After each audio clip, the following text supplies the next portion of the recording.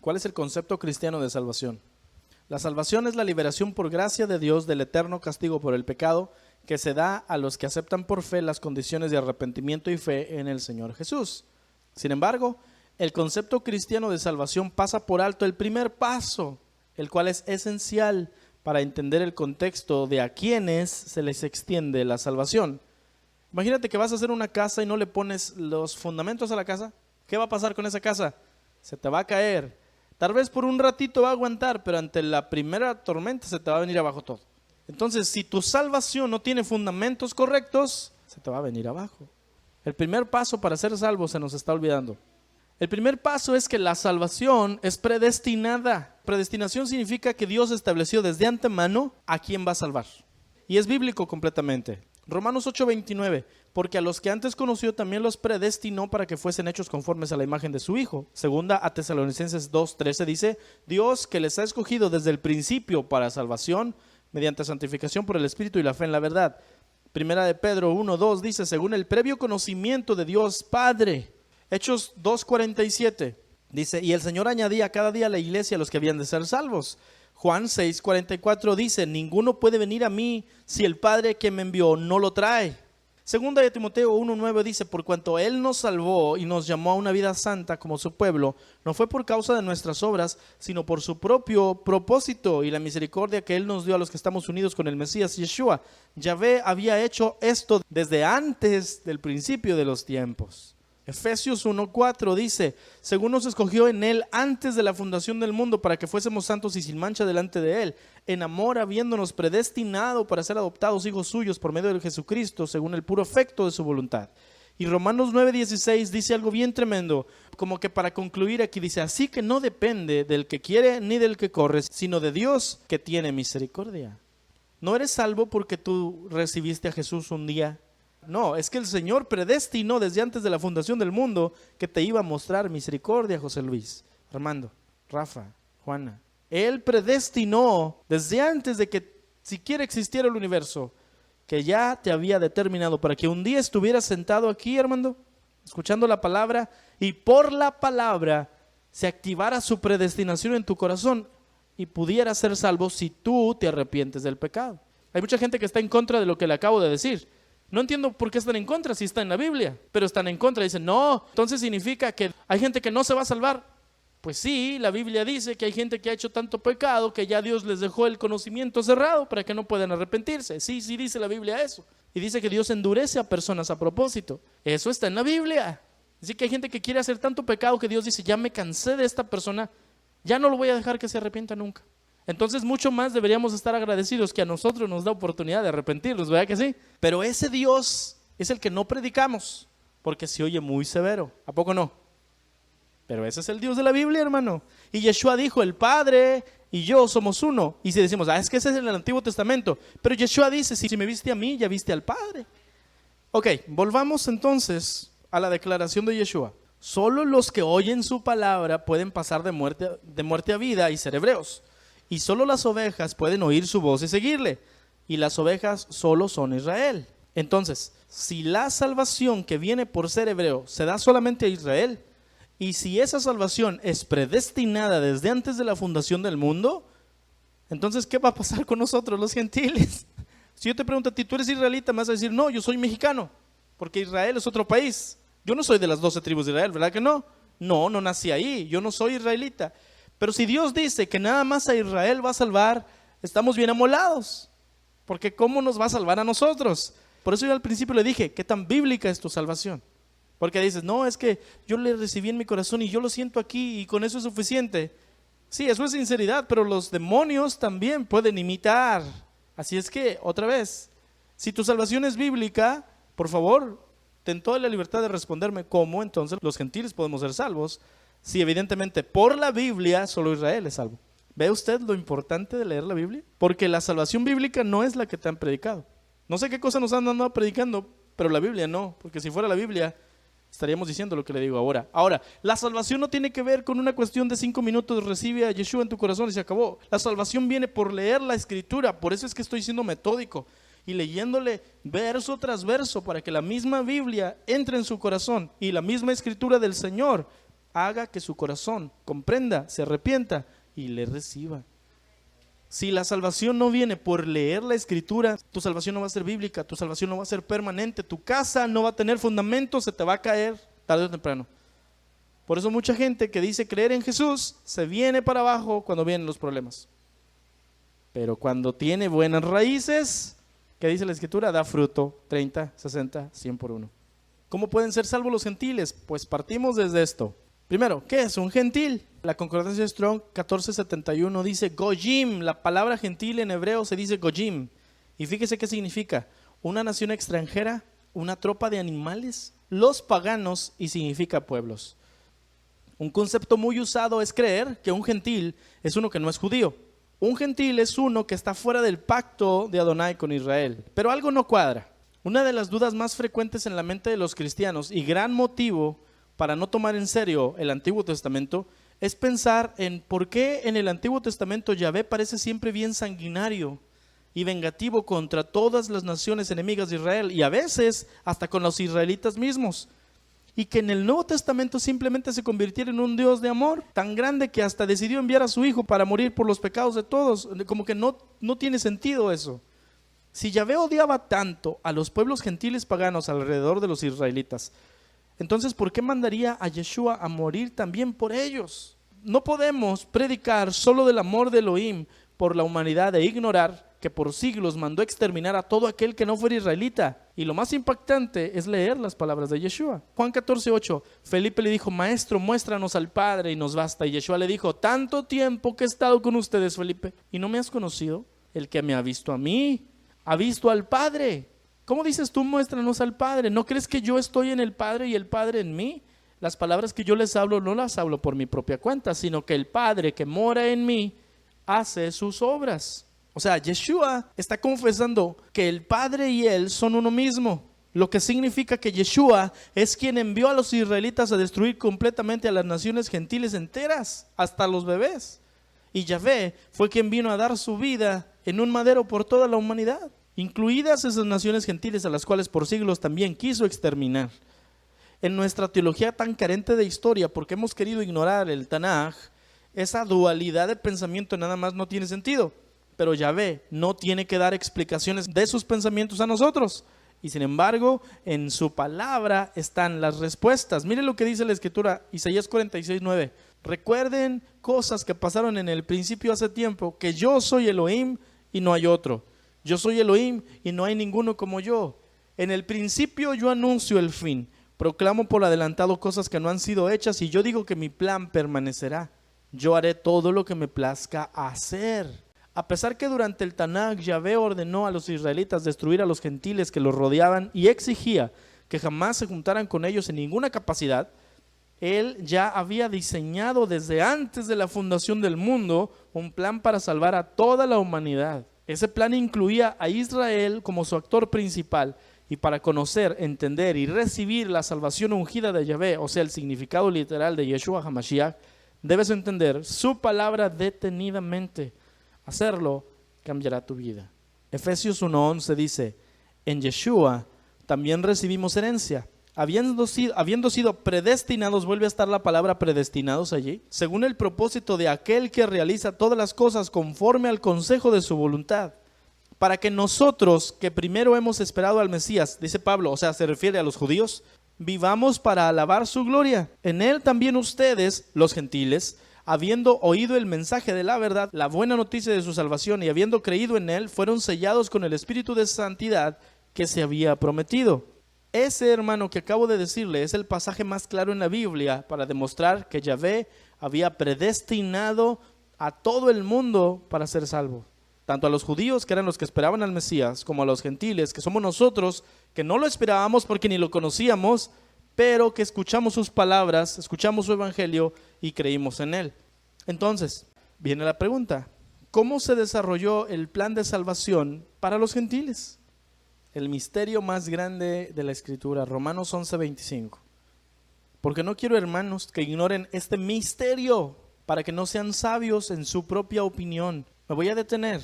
Si usted y yo, como creyentes, ignoramos esto que le acabo de decir y lo que vamos a ver, nosotros nos vamos a hacer sabios en nuestra propia opinión y no vamos a entender la Biblia como el Señor la escribió. Romanos 11:25, porque no quiero, hermanos, que ignoren este misterio para que no sean sabios en su propia opinión, que a Israel le ha acontecido un endurecimiento parcial hasta que haya entrado la plenitud de los gentiles, y así todo Israel será salvo. Si el único pueblo predestinado para salvación es Israel, pero ya se estableció que también hay gentiles que están predestinados para ser salvos, entonces ¿cómo puede suceder eso? Un gentil es alguien fuera del pacto de Yahvé, que el pacto es solo con Israel. Entonces, si va a salvar a los gentiles, Israel tendría que ser parte de los gentiles para que los gentiles sean salvos. Porque comprenda esto, la palabra salvación tiene que ver con dejarte entrar al pacto de Dios. Y un gentil, por definición, es uno que está fuera del pacto. Entonces tú no puedes decir yo soy salvo y soy gentil, porque es una contraposición. Porque salvo es uno que entró al pacto y un gentil es uno que está fuera del pacto. Así es que o eres salvo o eres gentil. Y si tú eres salvo, quiere decir que eres de Israel, porque solo Israel está en el pacto. ¿Me puedo explicar cómo tiene que ver con identidades? Todo tiene que ver con el nombre que le pongas a las cosas. Vamos a ver la historia de Israel. Elohim creó a Adán. Adán tuvo a Set y más generaciones. Luego nació Noé. Noé tuvo a Sem y más generaciones. Luego nació Abraham. Abraham tuvo a Isaac. Isaac tuvo a Jacob. Y Jacob tuvo 12 hijos. Ahora vamos a hablar del primogénito de Jacob.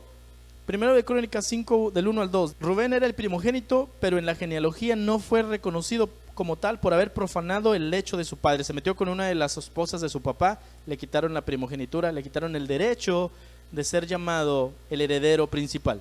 Su derecho de primogenitura pasó a los hijos de José, hijo de Israel. El 11º de los hijos de Jacob recibió la primogenitura, y de hecho él no, sino sus propios hijos. Aunque es verdad que Judá fue más poderoso que sus hermanos y hasta llegó a ser jefe de ellos, la primogenitura pasó a José. Génesis 48:5 dice, ahora bien, Jacob está hablando con José. Ahora bien, los 2 hijos que te nacieron aquí en Egipto, antes de que me reuniera contigo, serán considerados míos. Se llaman Efraín y Manasés. Serán tan míos como lo son Rubén y Simeón. Es decir, Jacob le estaba diciendo, déjame adoptar a tus 2 hijos, a mis nietos Efraín y Manasés, los quiero adoptar y quiero criarlos como míos y quiero darles herencia como le daría a Rubén y a Simeón. Génesis 48:13, los iba a bendecir. Dice, luego tomó José a sus 2 hijos, Efraín con la mano derecha y a Manasés con la izquierda, y se los presentó a su padre. De esta manera Efraín quedó a la izquierda de Israel y Manasés a su derecha, pero Israel al extender las manos las entrecruzó y puso su derecha sobre la cabeza de Efraín, aunque era el menor, y su izquierda sobre la cabeza de Manasés, aunque era el mayor. Génesis 48:17. A José no le agradó ver que su padre pusiera su mano derecha sobre la cabeza de Efraín, así que tomando la mano de su padre la pasó de la cabeza de Efraín a la cabeza de Manasés, mientras le reclamaba, así no, padre mío, pon tu mano derecha sobre la cabeza de este, porque él es el primogénito. Pero su padre se resistió y le contestó, ya lo sé, hijo, ya lo sé, también él va a gestar un pueblo y llegará a ser importante. Está hablando de Manasés. Pero su hermano menor, Efraín, será aún más importante y su descendencia dará origen a muchas naciones. Nunca olvide esto. Efraín iba a ser tan grande que de su descendencia habría muchas naciones. Aquel día Jacob los bendijo así: esta será la bendición que en Israel se habrá de pronunciar, que Dios cuide de ti como cuidó de Efraín y Manasés. De este modo Israel dio a Efraín la primacía sobre Manasés. Lo puso primero. Entonces la primogenitura de José se le dio ¿a quién? A Efraín. Entonces Efraín y Judá terminaron siendo los líderes de todos. Cuando Jacob bendijo a sus hijos, a José y a Judá les dio las mayores promesas, y la bendición de José se pasó a Efraín. Génesis 49:22 dice, rama fecunda es José, rama fecunda sobre un manantial, sus vástagos se extienden sobre el muro. Esto es bien tremendo, porque el muro se refiere a los límites de Israel. Los retoños de José o de Efraín van a ir más allá de Israel, van a salirse de Israel, de los muros de Israel van a ir todavía más para allá. Y luego cuando bendijo a Judá, dice Génesis 49:10, el cetro no se apartará de Judá, ni la vara de gobernante de entre sus pies, hasta que venga Silo, y a él será dada la obediencia de los pueblos. Aquí lo que te está diciendo Jacob es que él dividió en dos sus bendiciones. A José y a Efraín, su hijo, les dio la primogenitura, pero a Judá le dio la promesa de que él iba a ser el que tuviera la descendencia de los reyes. David era un descendiente de Judá. Y no nada más de los reyes, pero el Mesías vendría de Judá. El Mesías no viene de Efraín, el Mesías viene de Judá. Por eso Yeshua es el león de la tribu de Judá. Efraín y Judá se convirtieron en los referentes para las demás tribus de Israel. Entonces, cuando el país se dividió en dos, luego que Saúl, David y Salomón reinaron sobre la nación unificada, las 12 tribus, las dos naciones que surgieron fueron nombradas igual que estos dos hijos de Jacob. El reino del norte se llamaba Israel. Esto es un problema porque confunde de que el reino unificado con 12 tribus se llama Israel y el reino del norte de solo 10 tribus también se llama Israel. El reino de Israel al norte fue llamado la casa de Israel. También se le llamó la casa de José, también se llamó la casa de Efraín y también se le llamó Samaria porque ahí estaba su capital. Estaba compuesto de 10 tribus, su capital fue Siquem y luego Samaria. Ninguno de sus reyes descendió de David y todos hicieron lo malo ante Adonai. El reino del sur se llamaba Judá.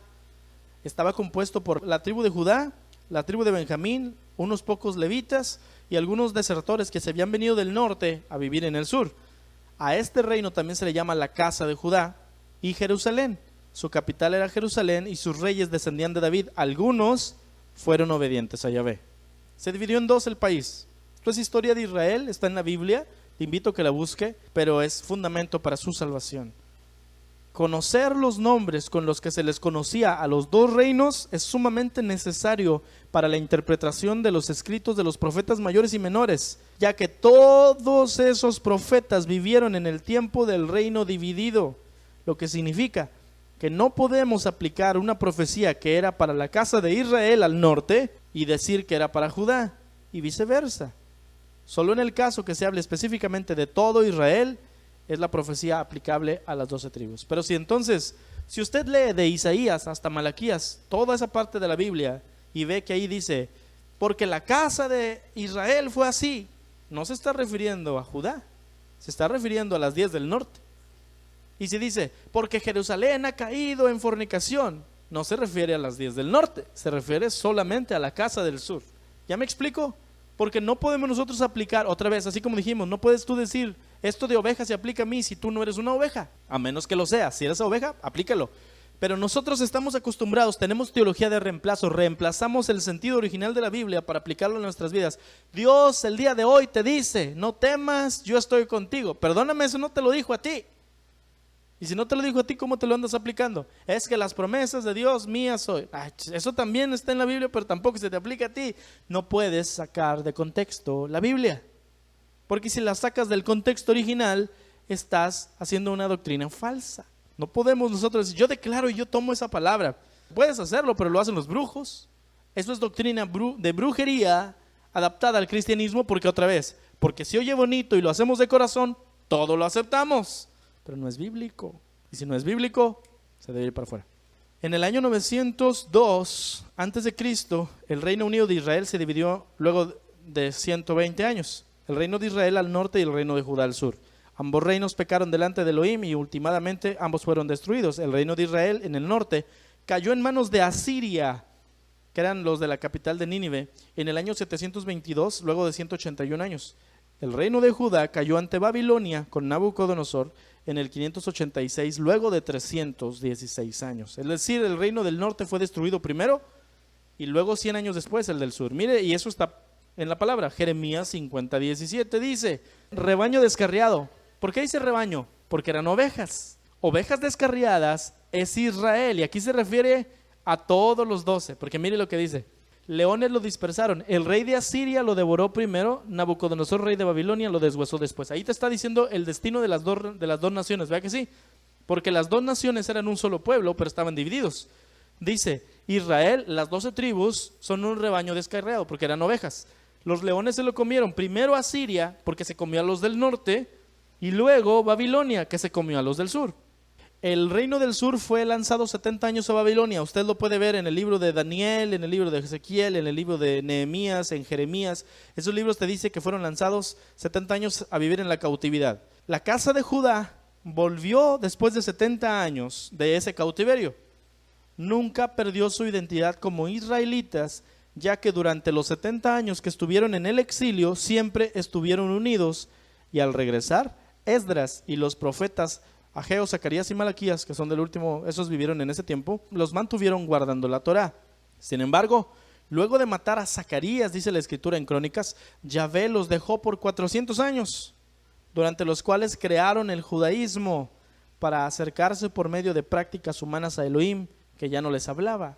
Esta casa del sur son los que usted ve en el Nuevo Testamento que se llaman judíos. De ahí salieron los fariseos, de ahí salieron los sacerdotes, los escribas, los saduceos, todos esos que andaban en contra de Yeshua, todos eran de la casa de Judá. Yeshua mismo era de la casa de Judá, ya dijimos. Pero la casa de Efraín, la casa del norte, es otra cosa completamente distinta. Segundo de Reyes 17:20. Desechó Yahvé a toda la descendencia de Israel, y aquí se refiere a los del norte, y los afligió y los entregó en manos de saqueadores hasta echarlos de su presencia, porque separó a Efraín, pues, de la casa de David, o sea, de la casa de Judá, y ellos hicieron rey a Jeroboam, hijo de Nabat, y Jeroboam apartó a Efraín de en pos de Yahvé y les hizo cometer gran pecado. Y los hijos de Efraín anduvieron en todos los pecados de Jeroboam que él hizo sin apartarse de ellos, hasta que Yahvé quitó a Efraín, digo Efraín para especificarle que no se le haga difícil a usted, delante de su rostro, como él lo había dicho por medio de todos los profetas sus siervos.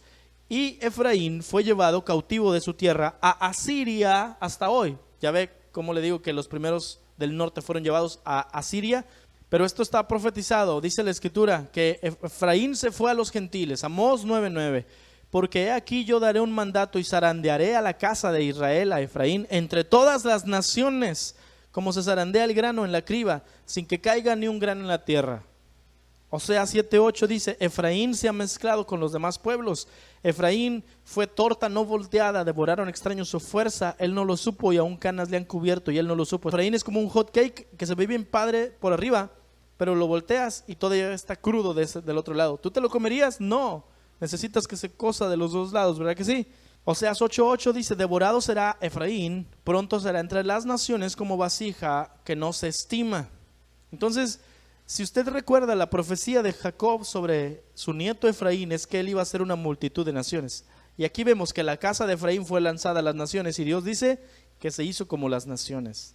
Bueno, Efraín está entre los gentiles. Mire esto, la casa de Judá volvió luego de 70 años, pero la casa de Efraín nunca volvió. Las 10 tribus del norte se asimilaron entre las naciones a donde los enviaron y se hicieron como los demás gentiles. Efraín no es el pueblo gentil, pero vive entre los gentiles y cree que es un gentil. Se comporta como el mundo, pero su identidad es ser pueblo de Dios. Son ovejas viviendo entre cabras y lobos y creen que no son ovejas. Ponga atención a las letras verdes. Oseas 2:23. La sembraré para mí en la tierra y tendré compasión de la que no recibió compasión. Está hablando de Efraín. Y diré al que no era mi pueblo, tú eres mi pueblo. Y él dirá, tú eres mi Dios. Aquí tiene que comprender que Adonai le había dicho al pueblo de Efraín, tú no eres mi pueblo. Lea el libro de Oseas, está bien tremendo. El Señor le dice a la casa del norte, ustedes no son mi pueblo, yo no los quiero. Lea lo que dice en el verde, diré a los que no eran mi pueblo, tú eres mi pueblo, ¿ok? Luego vemos la profecía en Oseas 1:8, dice, después de haber destetado a Lo-Ruhama, ella concibió y dio a luz un hijo, y el Señor dijo a Oseas, ponle de nombre Lo-Ammi, porque ustedes, Efraín, no son mi pueblo, y yo no soy su Dios. Pero el número de los hijos de Efraín será como la arena del mar, que no se puede medir ni contar, y sucederá, lo rojo, ponga atención, en el lugar donde se les dice, no son mi pueblo, se les dirá, ustedes son hijos del Dios viviente. Y los hijos de Judá y los hijos de Efraín se reunirán y nombrarán para sí un solo jefe y subirán de la tierra, porque grande será el día de Jezreel. Está profetizando algo más, no nada más profetiza que los que no eran pueblo van a ser llamados pueblo una vez más. Está diciendo que los del sur y los del norte van a volver a ser uno y van a tener un solo rey. Eso no ha sucedido todavía. Pero ya vio las letras verdes y las rojas, ¿verdad que sí? Mire lo que dice Pablo, Romanos 9:24. Esos somos nosotros, dice, para empezar. Esos somos nosotros a quienes Elohim llamó, no desde solo los judíos, sino también de entre los gentiles. Dice, no llamó a los gentiles, dice, llamó a los que están entre los gentiles. ¿Quiénes son los que están entre los gentiles? Efraín. Así lo dice Elohim en el libro de Oseas. Lo que estaba en verde es lo que leímos allá en verde. Llamaré mi pueblo a los que no son mi pueblo, y llamaré mi amada a la que no es mi amada. Y sucederá que en el mismo lugar, esto estaba también, lo leímos acá en Oseas, en el lugar donde se les dijo, ustedes no son mi pueblo, serán llamados hijos del Dios viviente. Estas dos citas las leímos, ¿verdad que sí? Pablo dijo que esos a los que se les había llamado no son mi pueblo, son los gentiles, a los que Pablo les predicaba. Y para comprobarlo citó a Oseas, quien claramente está hablando de la casa de Efraín. Así que, o los gentiles que hemos oído y atendido el mensaje somos la casa de Efraín, dispersa entre las naciones, o toda la teología del Nuevo Testamento está mal. Cualquiera que entre los gentiles haya oído la palabra, puede creerla y obedecer, no puede ser necesariamente un gentil. Tiene que ser una persona que cree que es gentil, pero por predestinación desde antes de la fundación del mundo, es una oveja. Y las únicas ovejas entre los gentiles son la casa de Efraín. Así es que, hermano, si tú has oído la palabra de Yeshua y has obedecido, y tú tienes fe en tu corazón y dices, Él ha entrado en mi vida, yo le obedezco, tú no eres un gentil. No te digas gentil, no te digas cristiano gentil, tú eres un israelita, eres específicamente de la casa de Efraín. No eres un judío, esos son la casa de Judá, tú eres uno de la casa de Efraín, un israelita, porque al principio dijimos, solo las ovejas oyen la voz, solo Israel son las ovejas, solo los que oyen pueden ser hebreos, solo los israelitas pueden ser hebreos. Si tú has oído, tú eres un hebreo, pero ¿cómo puedes ser hebreo si no eres israelita? Bueno, es que en realidad sí lo eres, porque eres parte de una de las dos casas de Israel. Tú no puedes comprobar esto por sangre, ni me importa que lo comprobemos por sangre, pero por predestinación divina eres israelita. No eres judío, eres israelita. Por eso desde un principio le dije, hagamos diferencias entre una y otra cosa. Tú eres israelita de la casa de Efraín, un hebreo, porque dejaste el pecado y viniste a la vida eterna. El motivo de que Efraín fuera enviado a las naciones para que se hiciera como los gentiles, aún siendo una oveja, era para que los gentiles fuéramos salvos. Si solo Israel está predestinado a la salvación, pero los gentiles también la iban a alcanzar, tenía que ser porque Israel se iba a hacer como los gentiles. A Efraín se le ha llamado la plenitud de los gentiles. Cuando un gentil oye el mensaje de Yeshua y se arrepiente, es porque es de la casa de Efraín.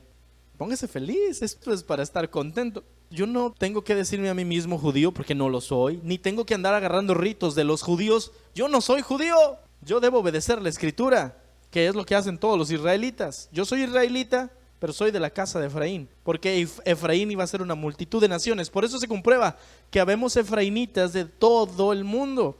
Y sabe, en el Nuevo Testamento se habla de esos justamente, los efraínitas. Durante los primeros años de su cautividad, la casa de Israel aún conocía su linaje y las tribus de los que procedían. Sin embargo, la casa de Efraín se comportaba como los gentiles. Aún durante el tiempo de Yeshua era del conocimiento general que las 10 tribus de Israel estaban del otro lado del río Éufrates.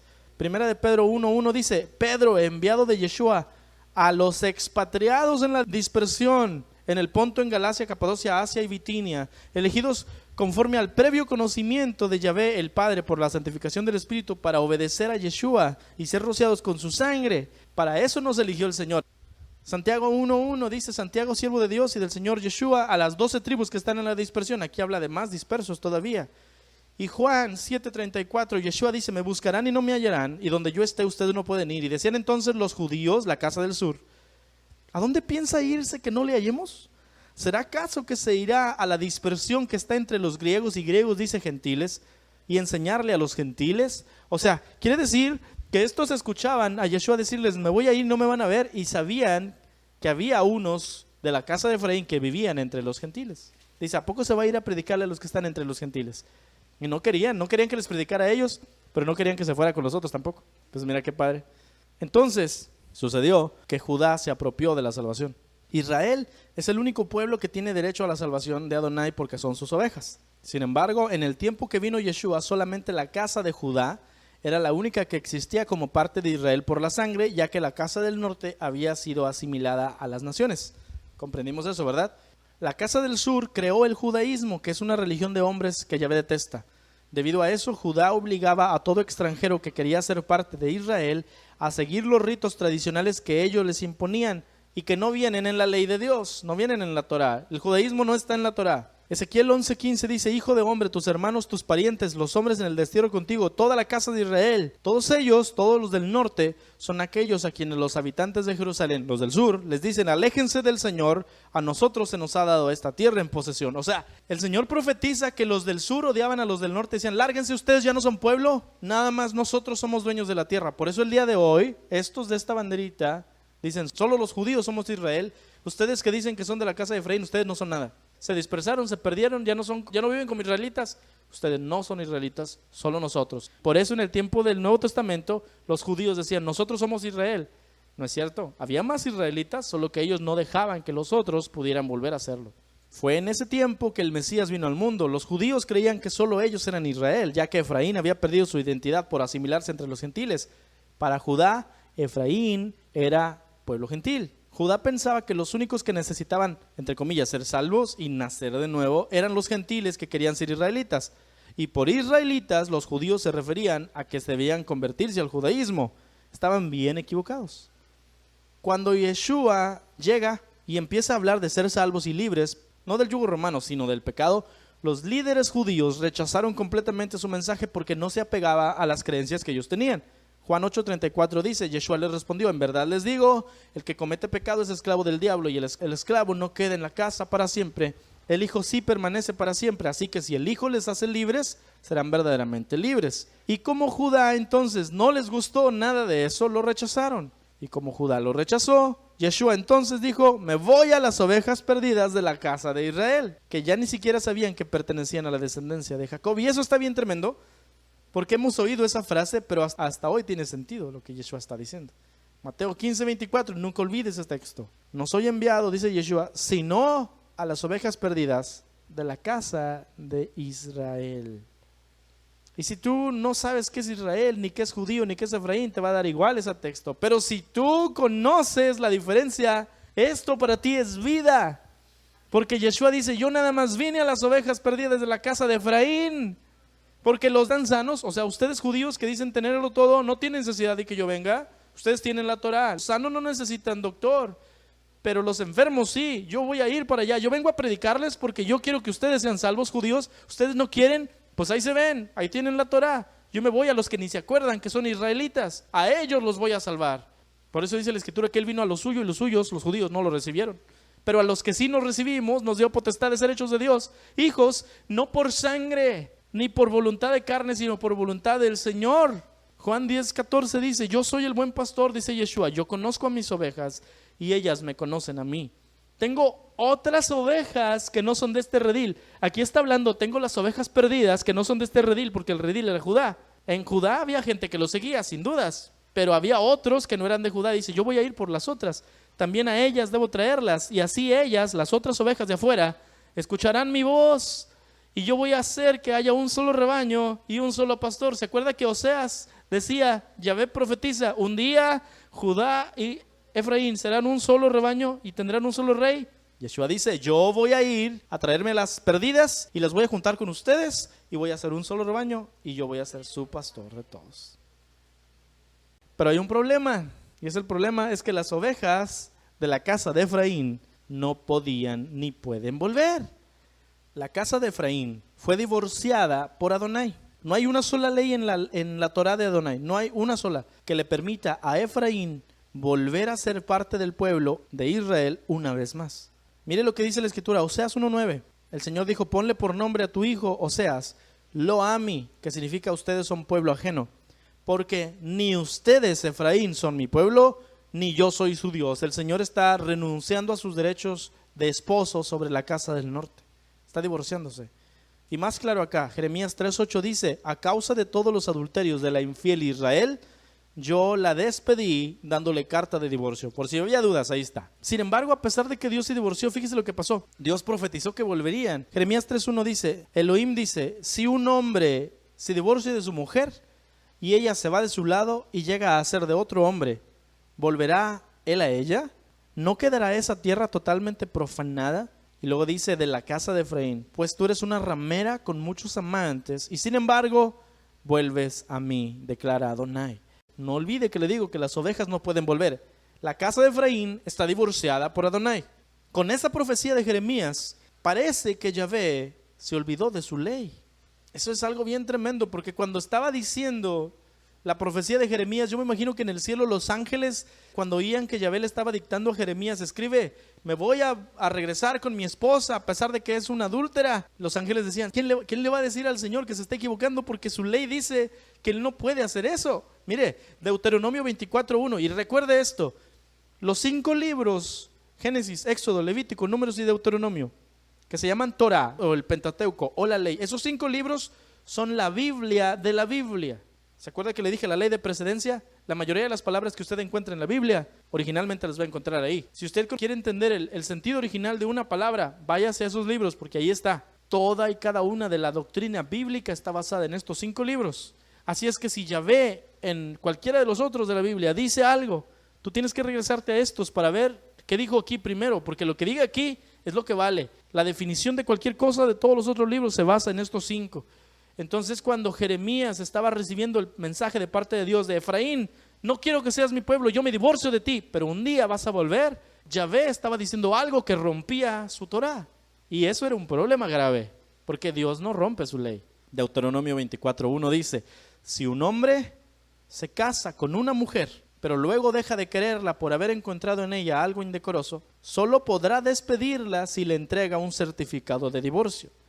Una vez que ella salga de la casa, ella podrá casarse con otro hombre. Si ocurre que el segundo esposo la desecha y también le da un certificado de divorcio y la despide de su casa, o si el segundo esposo se muere, el primer esposo no podrá casarse con ella de nuevo, pues habrá quedado impura. Eso sería abominable ante los ojos de Adonai. La ley es clara, ¿no? Un hombre se divorcia de su mujer, la mujer va y se casa con otro y luego se divorcia del otro y ella quiere volver a estar con el primero. Eso bíblicamente no se puede hacer. ¿Qué fue lo que Dios dijo entonces? Yo me divorcio de Efraín, pero un día vas a volver y te voy a volver a tomar. Dios está diciendo algo que va en contra de lo que Él ya estableció que no se debe hacer, ¿verdad que sí? Judá cree que es el único Israel. Debido a esta aparente equivocación de parte de Elohim, es que la casa de Judá se cree el único Israel verdadero. Los judíos del tiempo de los apóstoles sabían que Elohim había desheredado a las 10 tribus del norte, se divorció de ellas.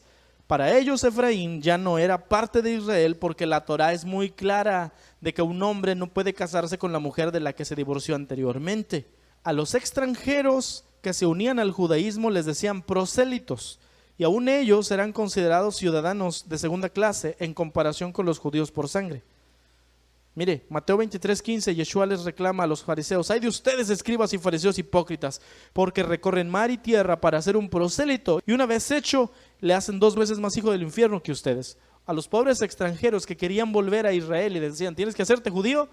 A los de la casa de Efraín que querían volver al pacto y les decían, no, te tienes que hacer como nosotros. O sea, no los dejaban volver a ser Efraín, tenían que ser judíos, porque al parecer Efraín ya no era pueblo de Dios, los tenían que ser judíos. Dice Yeshua, los hacen peor que ustedes.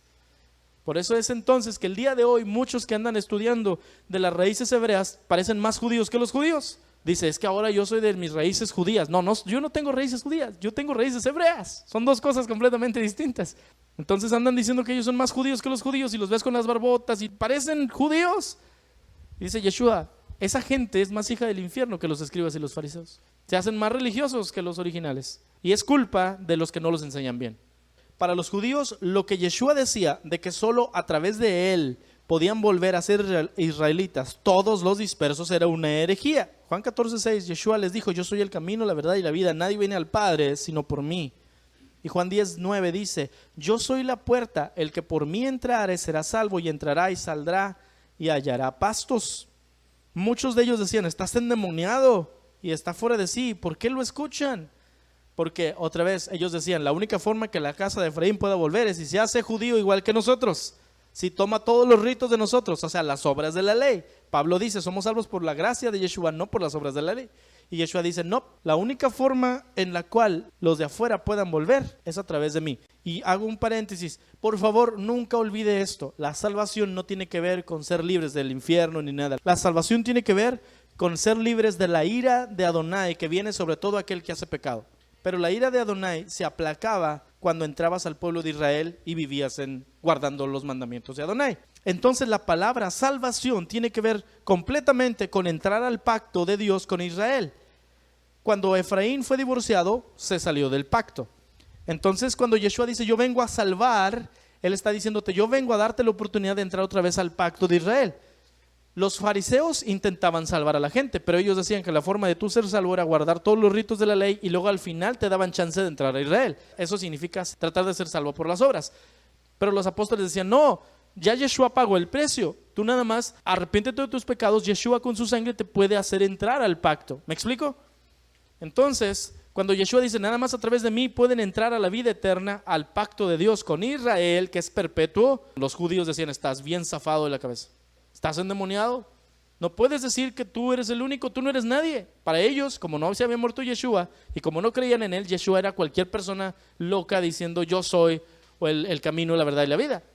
Porque ellos decían, no puedes tú decir que tú los vas a hacer venir porque nadie los ha hecho venir, porque están divorciados y porque Adonai no rompe su Torah. Y Adonai se equivocó. A este punto llegaban, decían, Adonai les prometió algo que no va a cumplirles.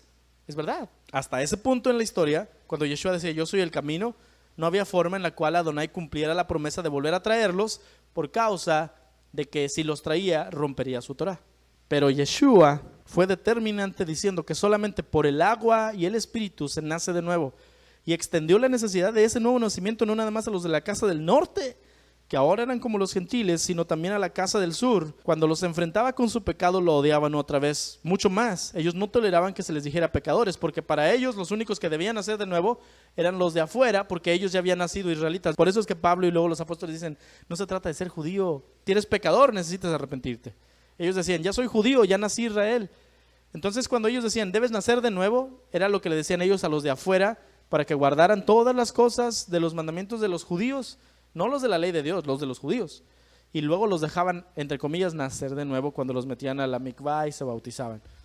Y dice Yeshua, le dice a Nicodemo, tú también tienes que nacer de nuevo. Dice, no, ¿cómo crees? Yo no me voy a meter en la panza de mi mamá, yo ya soy judío, yo ya nací bien desde la primera vez. Eran bien racistas. Dice Yeshua, ¿qué no entiendes? Y le dice a los otros en Juan capítulo 8, les dice, ¿qué no entienden que ustedes son esclavos del pecado y por eso necesitan que yo los liberte? Si yo soy el hijo, yo los liberto, ustedes van a ser verdaderamente libres. Se agarraron piedras y lo querían matar, porque decían, estás bien zafado, somos hijos de Abraham, somos hijos de Dios, nosotros no necesitamos nacer de nuevo.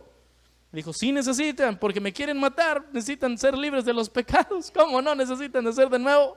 ¿Ve cómo se pone todo intenso? Ofendidos porque no querían compartir el título de hijos de Dios, que para ellos era por nacionalidad. Los de la casa del sur crucificaron a Yeshua, pero no entendieron que al matarlo estaban cumpliendo la voluntad de Adonai.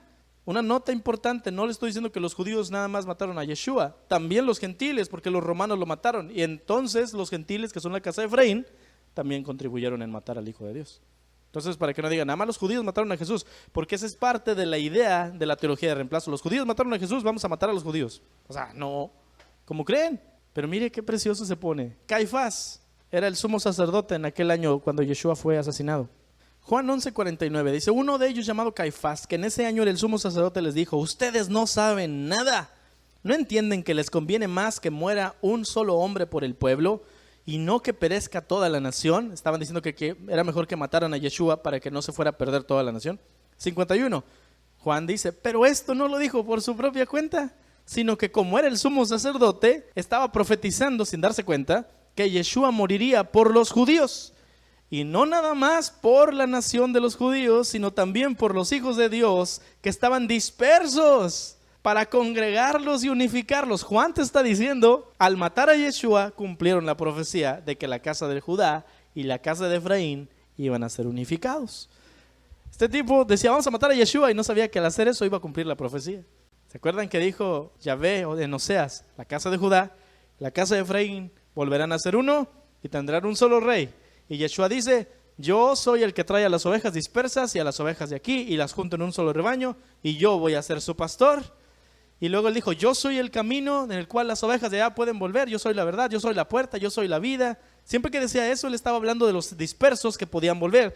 Todo el mensaje de Yeshua, todo el evangelio del reino, todo tiene que ver con el regreso de la casa del norte, todo. Pero no se iba a cumplir hasta que Caifás dijera, vamos a matarlo, porque es mejor que se muera en lugar de que se muera toda la nación. Y dice Juan, no hombre, Caifás, no te das cuenta de lo que acabas de decir. Porque al matarlo no nada más lo mataste por los judíos, pero lo mataste también para unificar a todos los efraínitas que estaban perdidos a nivel mundial.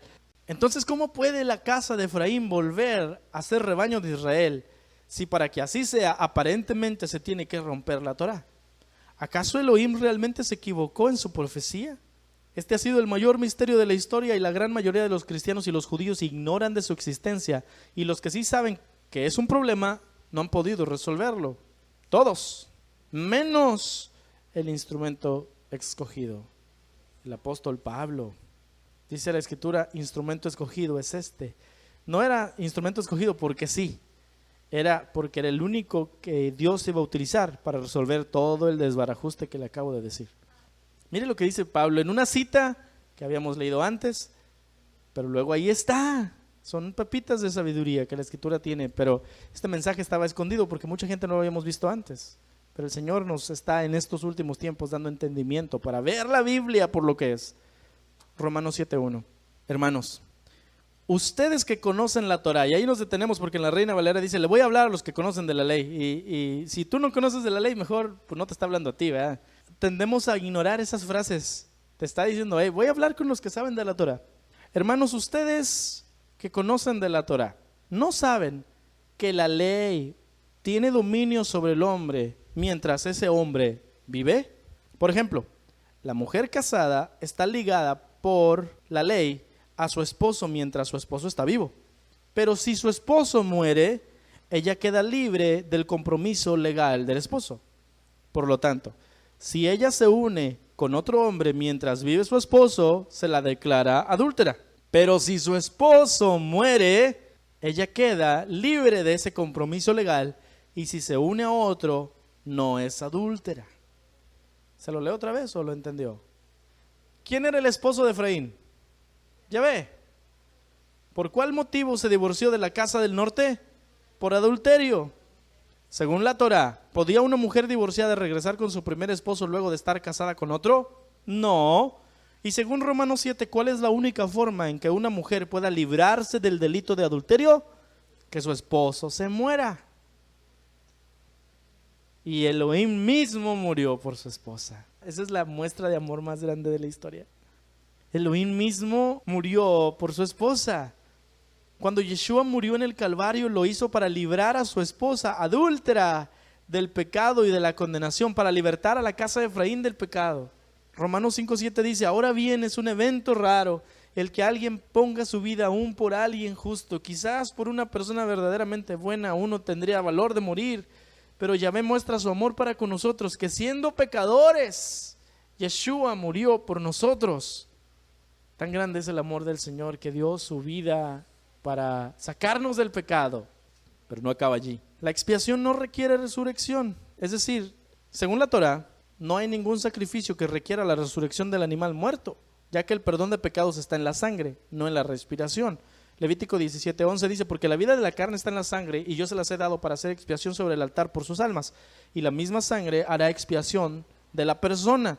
O sea, si tú eres perdonado de tus pecados al morir el animal, y en este caso al morir Yeshua, que fue el cordero puesto por Adonai por propiciación, entonces Yeshua con que hubiera muerto era suficiente para ser perdonados de los pecados. Entonces, ¿para qué resucitó Yeshua? Si en la Torá no dice que el animal necesita resucitar, ¿por qué Yeshua sí resucitó? Lo hizo para crear un esposo elegible para que se case su novia. Romanos 7:4 dice, así también ustedes, hermanos míos, han muerto a la ley mediante el cuerpo del Mesías, para que sean de otro, del que resucitó de los muertos, a fin de que llevemos fruto para Elohim. Es decir, el Señor mismo murió por ti para libertarte del pecado, pero resucitó para que no te quedes nada más libertado del pecado, sino para que tengas un compromiso con quien vive por ti y te santifiques para que un día te puedas casar con Él. Porque las bodas del Cordero vienen solamente para aquel que ha recibido el perdón de sus pecados y que se santifica durante el tiempo de la recepción de la gracia, y dice, y hace buenas obras de las cuales Dios estableció desde antemano para un día volver a verle. No estás muerto a la Torá, estás muerto a la ley del pecado, de la muerte.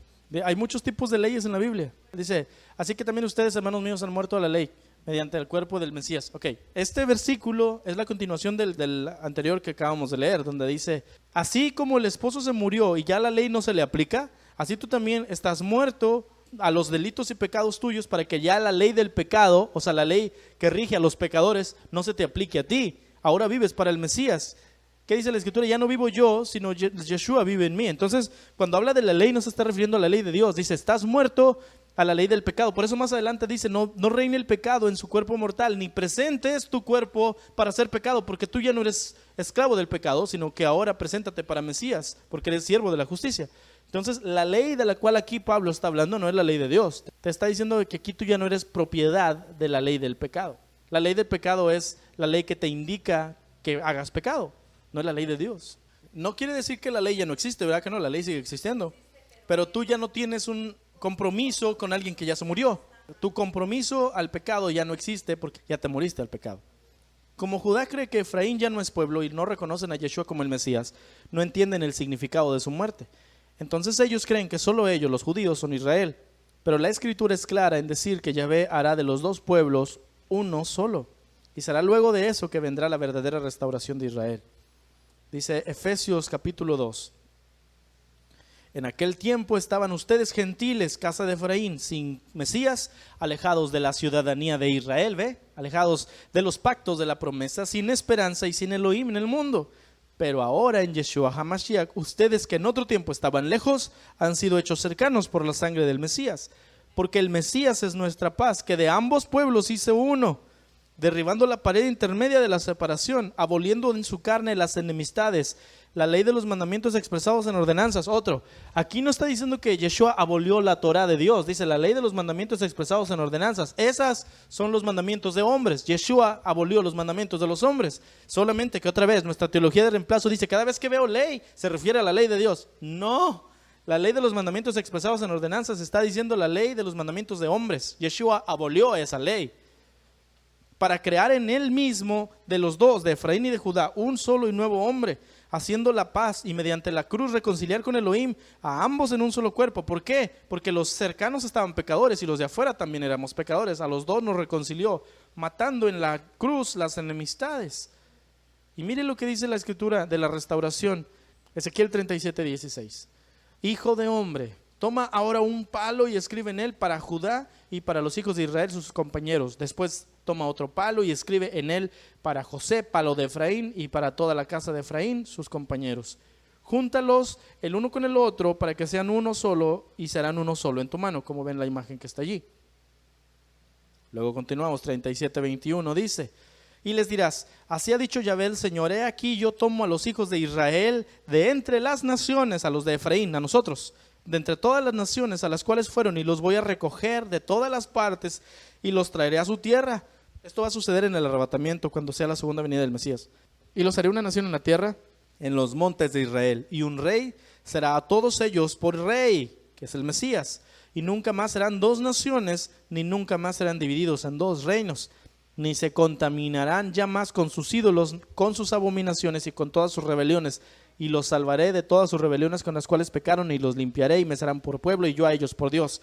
Mi siervo David será rey por ellos, sobre ellos. Cuando dice mi siervo David se refiere al Mesías, no que David va a resucitar para ser rey, es Yeshua. Y todos ellos tendrán un solo pastor, otra vez la profecía que Yeshua dice yo voy a cumplir. Y andarán en mis preceptos y mis estatutos guardarán y los pondrán por obra. Es decir, que esta profecía que el Padre está diciendo en Ezequiel es sobre el tiempo del milenio, cuando Yeshua sea el rey sobre todos. Y dice que en el milenio las dos casas van a ser un solo pueblo y van a guardar la Torah. Así es que, hermanos, si tú quieres entrar al milenio, tienes que guardar la Torah desde ahorita, porque en ese momento la vas a guardar. Si Yeshua viene e instaura su ley, más vale que vayas practicando desde acá. Un nuevo pacto. Jeremías 31:31. He aquí vienen días, declara Adonai, en que haré con la casa de Efraín y con la casa de Judá un nuevo pacto. No como el pacto que hice con sus padres el día que los tomé de la mano para sacarlos de la tierra de Egipto. Mi pacto que ellos rompieron, aunque yo fui un esposo para ellos, declara Adonai. Porque este es el pacto que haré con la casa de Israel después de aquellos días, dice Adonai. Pondré mi Torah dentro de ellos y sobre sus corazones la voy a escribir y yo seré su Dios y ellos serán mi pueblo. Dice que el pacto tiene que ver, el nuevo pacto tiene que ver con que la Torah ya no va a estar necesariamente escrita en tablas, pero en el corazón tuyo. Dice que cuando tú la tengas escrita en tu corazón, tú vas a entender lo que es correcto y lo vas a obedecer. Importante esto, no hay nuevo pacto con los gentiles. No puedes decir, yo soy un cristiano del nuevo pacto y agarrar Hebreos. No, es que nosotros tenemos mejores promesas porque Hebreos dice que el nuevo pacto y el nuevo pacto. Y decirte a ti mismo gentil, porque un gentil es uno que está fuera del pacto. Por identidad es completamente erróneo. No hay nuevo pacto con los gentiles. No puede haber nuevo pacto con alguien con quien no hubo un pacto anterior. Yo no puedo renovar mis votos con una mujer con la cual no me casé, ¿verdad que no? Solo con mi esposa. Entonces, ¿con quién creen que el Señor va a hacer un pacto nuevo de matrimonio? Cuando dice pacto, es un pacto de matrimonio. ¿Con quién se va a hacer el pacto de matrimonio? Con Israel, con las 12 tribus. Aún más importante, mire esto, en la Nueva Jerusalén no hay puerta de los gentiles. O sea, no puedes entrar a la Nueva Jerusalén diciendo que eres un gentil. Apocalipsis 21:12. Tenía un muro grande y alto con 12 puertas y en las puertas 12 ángeles y nombres inscritos que son los de las 12 tribus de los hijos de Israel.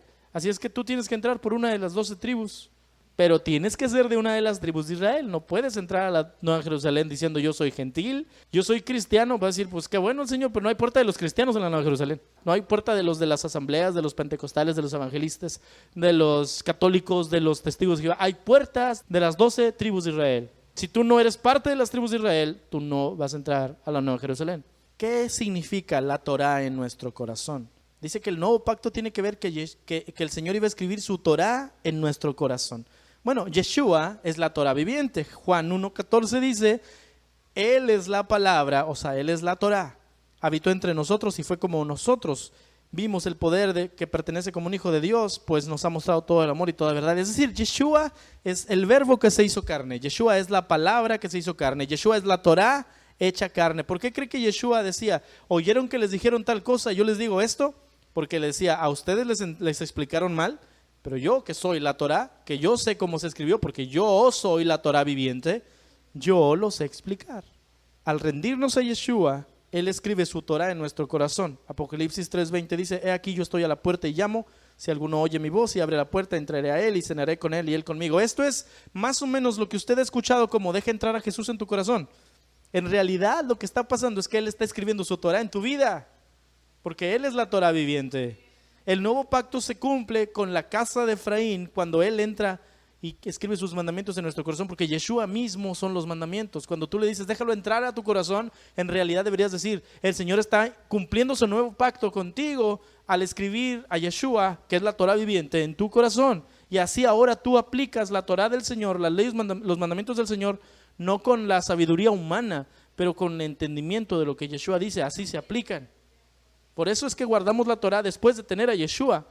Aún los que nunca han oído de Yeshua pueden tener la Torá escrita en sus corazones. Romanos 2:14 dice, porque cuando los gentiles, estos sí son gentiles, que no tienen la Torá, cumplen por instinto los dictados de la Torá, ellos no teniendo la Torá son una Torá para sí mismos, ya que muestran la obra de la Torá escrita en sus corazones, su conciencia dando testimonio y sus pensamientos acusándolos unas veces y otras defendiéndolos. Se lo digo entendible, si hay personas en islas remotas donde nunca han escuchado el evangelio, nunca han hablado de Yeshua ni nada, y ellos de todas maneras tienen una conducta correcta como seres humanos, ellos van a ser justificados delante del Señor por las obras que hayan hecho, a pesar de nunca haber escuchado de Yeshua, porque en sus corazones hay un raciocinio que viene de parte de Dios de no voy a andar matando a mi amigo, ¿verdad que no? No voy a engañar a mi mujer, yo voy a obedecer algo que ellos no entienden qué es, pero simplemente obedecen y tratan de vivir bien. Dice el Señor, esa gente, aunque nunca hayan oído de Yeshua, ellos también pueden llegar a la presencia del Señor, y como Yeshua es la Torá viviente y como ellos muestran los mandamientos de Dios, aún sin conocer a Dios, pero los hacen, ellos van a ser justificados delante del Señor. Y eso, hermanos, es una doctrina completamente distinta al cristianismo que te dice, si tú no tienes de Jesús, entonces te vas a ir al infierno. Porque aquí no tiene que ver con Jesús. Yeshua dijo, yo soy el camino, pero Yeshua es la Torá. ¿Qué te está diciendo? La Torá es el camino. Aún los que no conocen de Yeshua, pero guardan los mandamientos, van a ser justificados delante del Señor. Romanos 4:9 dice, hemos dicho que a Abraham se le tomó en cuenta la fe como justicia. ¿Bajo qué circunstancias sucedió esto? ¿Fue antes o después de ser circuncidado? Antes de ser circuncidado, no después. Es más, cuando todavía no estaba circuncidado, recibió la señal de la circuncisión como sello de la justicia que se le había tomado en cuenta por la fe. Por tanto, Abraham es padre de todos los que creen, aunque no hayan sido circuncidados. Y a estos se les toma en cuenta su fe como justicia. Romanos 10:12 dice, porque no hay diferencia entre judío y griego, pues el mismo que es Señor de todos es rico para con todos los que le invocan, porque todo aquel que invocar el nombre de Adonai será salvo. Es decir, no necesitas estar circuncidado para ser salvo, porque la salvación a Abraham, que cuando se le dijo, deja tu tierra y tu parentela, él no era circuncidado, él fue un hebreo sin circuncidarse. Mucho tiempo después se le dio el pacto. El Señor nos puede salvar sin tener circuncisión. No necesitamos nada de eso. Yeshua ya derramó su sangre. Entonces, hermano, es tiempo de obedecer. Oseas 4:6 dice, mi pueblo es destruido porque le falta conocimiento, porque rechaza el conocimiento. Y Mateo 24:12 dice, y por el aumento de la violación de la Torá se enfriará el amor de muchos. En la versión Reina Valera dice, por haberse multiplicado la maldad. En realidad, ahí dice, porque se aumentó el que rompieran los mandamientos de Adonai. Elohim ha dejado claro en su palabra que la única forma de mostrar que creemos en Él es guardando sus mandamientos, ya lo hemos visto. Entonces debemos guardar sus mandamientos. Santiago 2:18 dice, pero alguno dirá, tú tienes fe, yo tengo obras. Muéstrame tu fe sin tus obras y yo te mostraré mi fe por mis obras. ¿Tú crees que Dios es uno, hermano? Qué bueno, también los demonios, y tiemblan. Pero ¿qué quieres saber, hombre vano? Que la fe sin obras está muerta. Teshuvah es una palabra hebrea que significa retornar. También se utiliza para hablar del arrepentimiento, pero en el sentido de dejar el pecado, caminar hacia Dios y no volver atrás. Es decir, tener fe y actuar al respecto. Mire lo que dice la Escritura en Hechos 2:38. Regrésense de sus pecados, o sea, hagan teshuvah, regresen a Yahvé, y sea cada uno de ustedes bautizado en el nombre de Yeshua, el Mesías, para perdón de sus pecados, y así recibirán el don del Espíritu Santo.